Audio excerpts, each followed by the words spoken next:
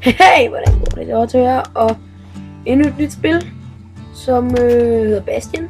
Det er et rigtig fedt spil, og jeg har spillet det før, men jeg kan lige så godt spille igen, for det er rigtig sjovt, og jeg kan ligesom bare spille det så meget. Proper story is supposed to start at the beginning. Ain't so simple with this one. Now here's a kid whose whole world got all twisted, leaving him stranded on a rock in the sky. He gets up, sets off for the Bastion, where everyone agreed to go in case of trouble. Ground forms up under his feet as it pointing the way. He don't stop to wonder why. Finds his lifelong friend just lying in the road. Well, it's a touching reunion. He sees what's left of the rippling walls, years of work undone in an instant, in the calamity.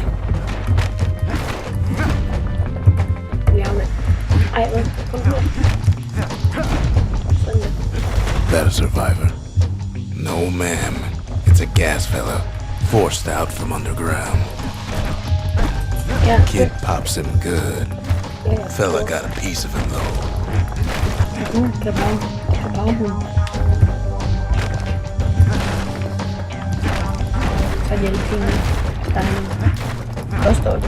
Kid just rages for a while.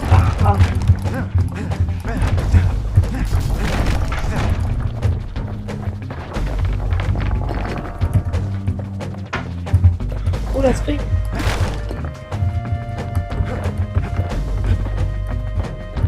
Yeah, man. An old repeater falls out of the sky. Ain't a gift from the gods, but it'll have to do.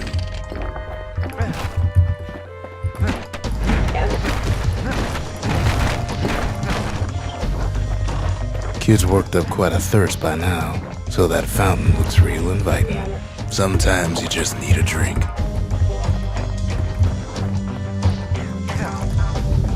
A school of squirts tunnels up around them. Must have fled here from miles.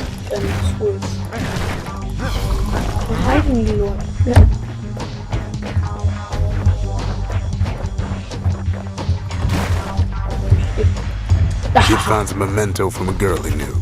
Always used to fancy her. And then he falls to his death. I'm just fooling.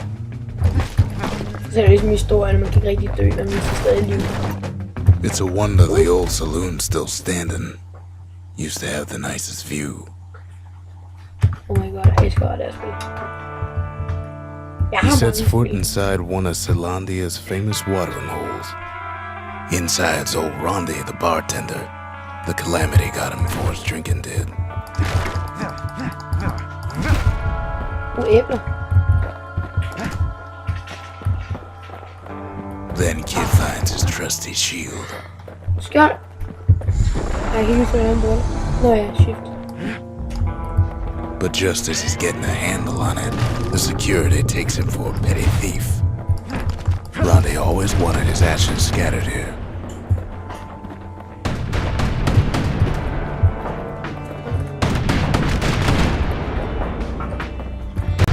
Clang. Shield saves his hide.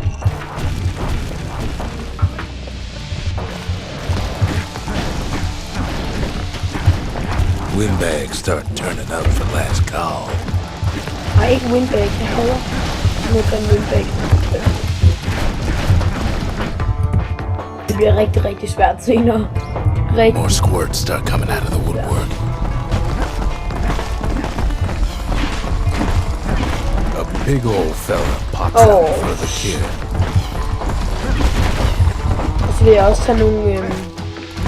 Og I kan lige i beskrivelsen, så kan I lige linke nogle challenges, jeg synes, måske kan lave. Fordi man kan tage sådan nogle ting på, som, altså nogle relics, jeg ved lige, som gør, at man ikke gør spillet sværere, så jeg ikke ligesom kommer til at, hvad for en jeg skal lave, altså sådan en, altså hvis nu jeg skal have alle på, det kunne være rigtig sjovt. He lands on top of a breaker's bow, and it ain't broke. Can I see the breaker's bow? Kid spies a good perch for some target practice. He knows he should draw the string all the way back. Right back at you. Jo. Det er næsten det eneste, jeg gør, det er at karre lidt med mig. Er det? Sådan en string? The kid pockets a memento from a breaker. Once the fastest man in the land. Kapow.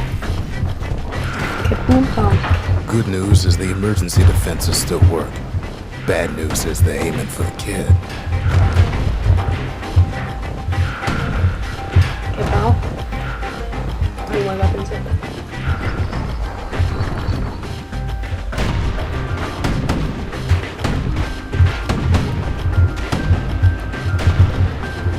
Kid better watch his step. Oopsie.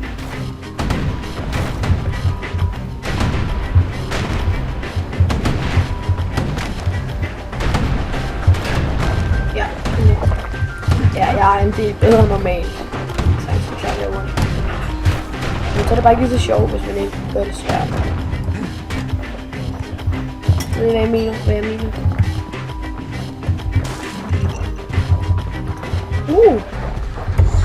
Picks up a few pointers from a dusty old tome.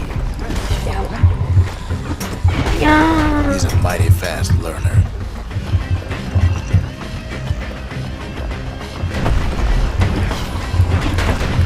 Jeg vil gerne spille løbende.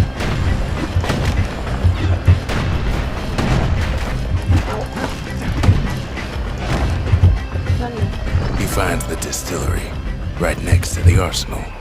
Tough part of town. One sip of the spirits in that distillery, and the kid'll feel like a new man.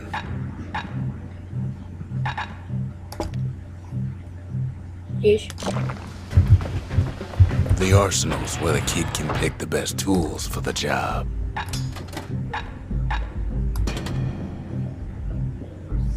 Ish.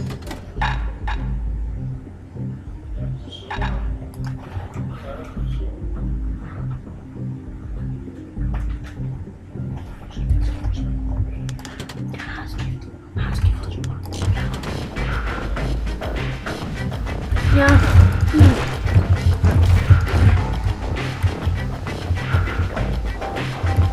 Ja, nu. Nå, vi skal den anden vej, det er rigtigt. Der. Ja. Lige.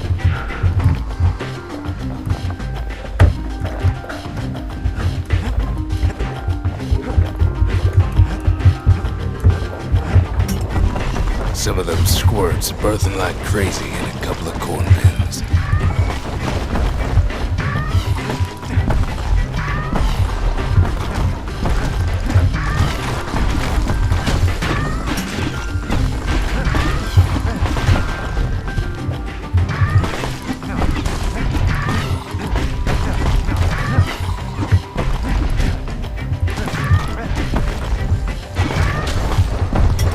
Sådan der. Hier.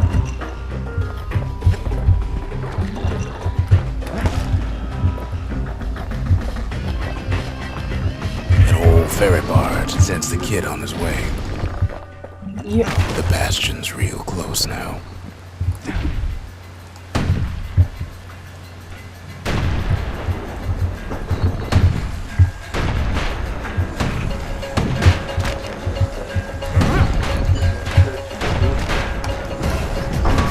Okay, pau.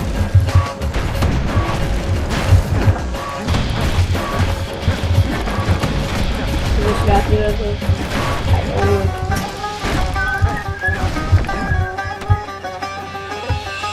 Kid takes a chunk of alloy. Smell of barley and spoiled blueberries fills the air. Scumbags. Hader scumbag. Kid maybe shouldn't have done what he just did. Det kan så være langt ude der. Ja. Løb!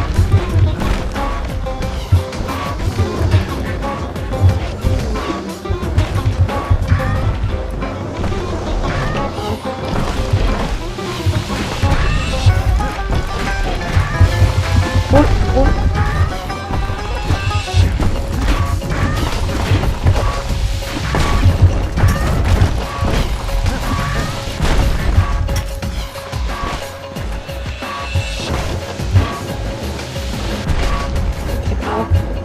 Kaboom eller det? Kid puts him out of his misery. robs a scumbag of his last meal. Ja, men nummer 2.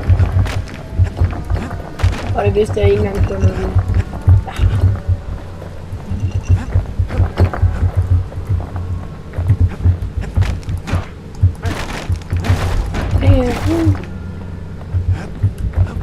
He finds the core to the wharf district. He steals the city's heart. Might as well.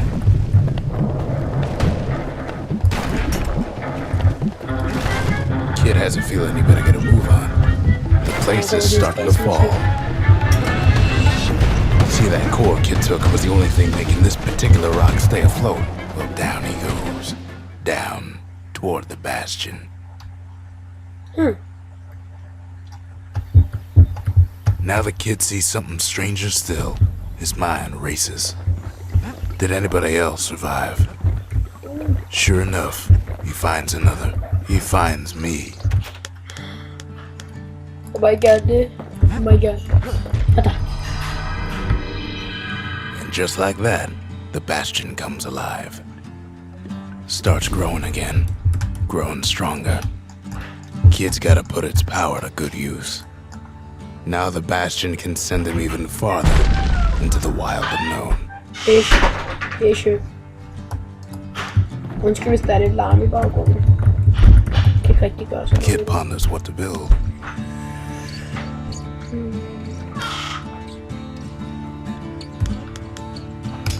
Ish. Makes time to sample spirits from my personal supply.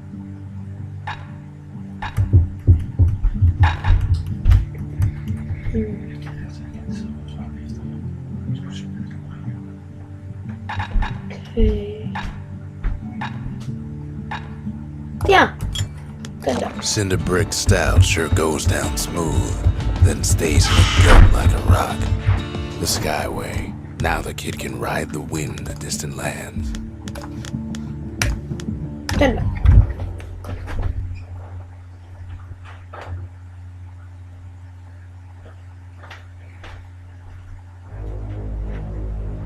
Now he lands at the intersection between bad and wrong.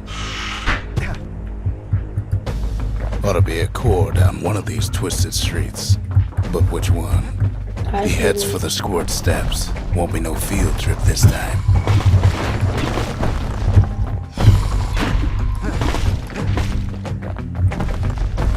Kid ain't ever seen an elephant squirt before. Hopes he'll never see one again.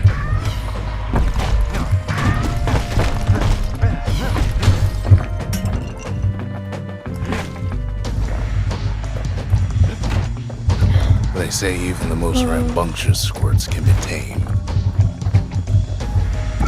Squirts don't make the best of friends, but they can be useful in a pinch. No sign of the core here. At least the kid got something for his trouble. Them squirts just don't know when to quit.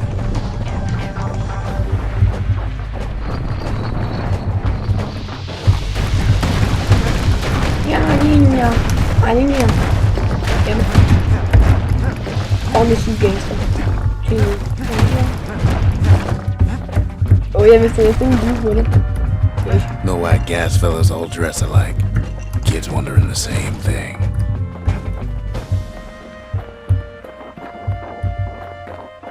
And there it is, but it's locked down tight in an alloy cage. A blustery old foreman's keeping his fellas in check, almost like he's showboating for the crowd.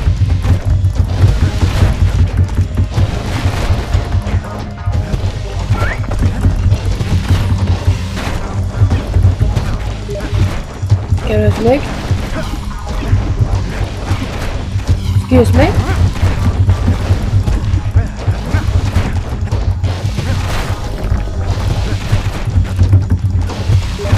Det er nok en af de sværeste bossbattles, den her. Men ikke den sværeste overhovedet. Sidste bossen er virkelig svær. Tryk. Au.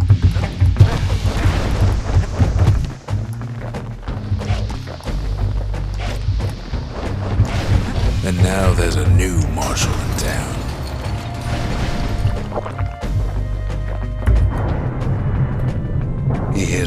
place grown, but it's too tough to fall. Might as well check the other side streets before leaving this hole. Fish.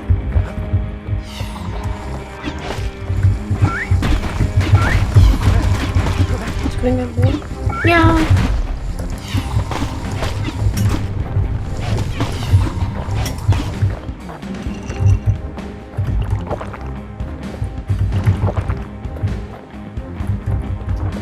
He heads for the east side, where windbags used to keep the local forge.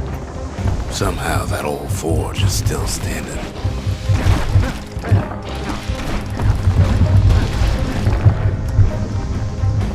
Ja. Ja.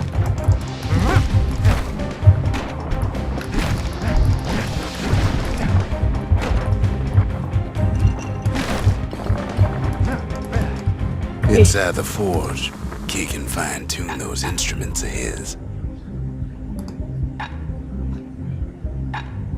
Kid's lifelong friends looking fit to keep on fighting.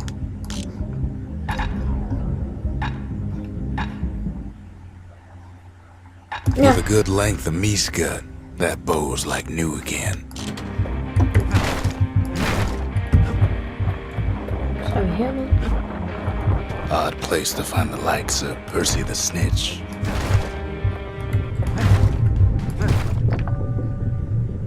Hvad skete der lige der? Shit. Det virkede hyggeligt, det var lige pludselig. Det blev bare helt kedeligt.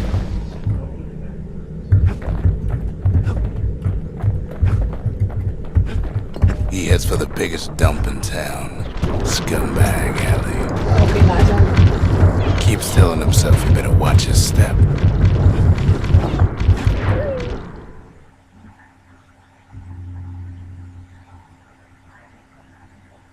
He comes back, just like I knew he would. The core hums in his pack. The monument's calling for it. Kid does it again. Only fair he decides what we build next. Can't be too careful these days. Falder bare ned. Kigger ikke lige, hvad jeg laver. Der tager vi det. The Bastion's a place of peace, but we can hold our own if we have to. Snowboy. Vi vinder godt nok også smøg med. Ain't much Kid can't handle with hammer and bow in hand. All I tell him is to set that core of his on the monument there, then watch. We talk for a spell. The windbags used to be alright, then the calamity took the floor out from under him.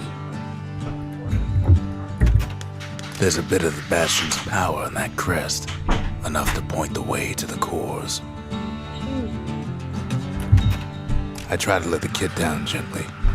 This is the Bastion, alright, except no one else showed up.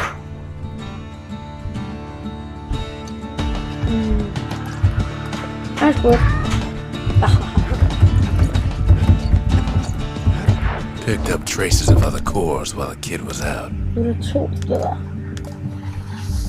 Nu tager jeg ikke bare noget træning, men langt gerne blive. The breakers used to come here for target practice.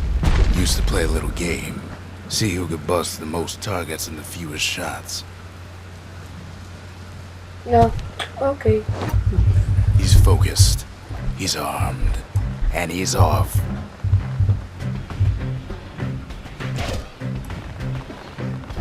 The perfect shot just happens in a flash.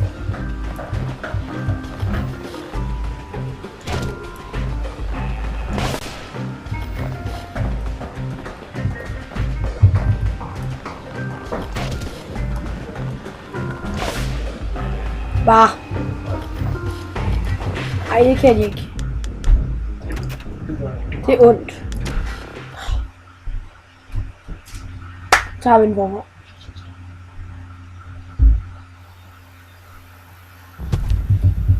Rul.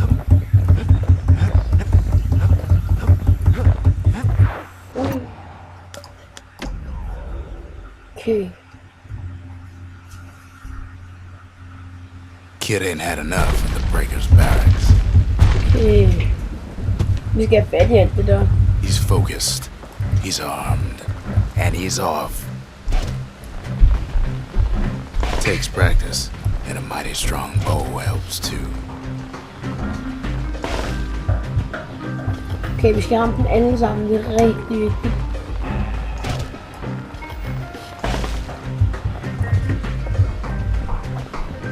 Nej, er der også en der? Nej.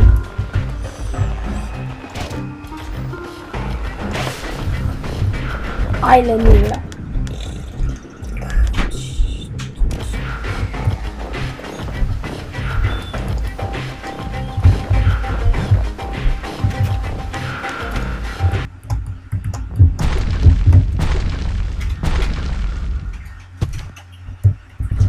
Okay.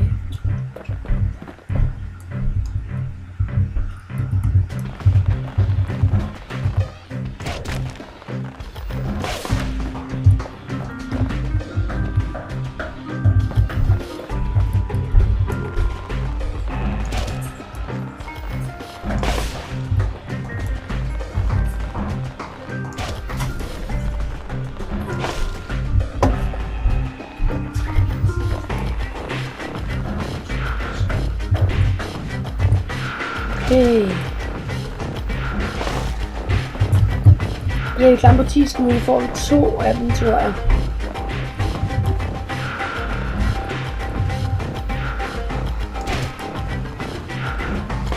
Puts on the right solid performance. Ja,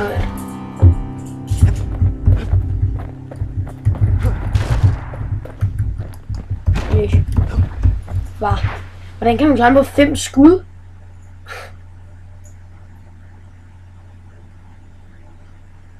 He returns with some of the materials we need. Og den er opgraderet, og så slutter jeg episoden. Nå, jeg har den slet ikke. Nu har vi i hvert fald de der ting. Så ja, jeg vil sige tak for det, og vi ses i en anden episode af Bastion. Hej.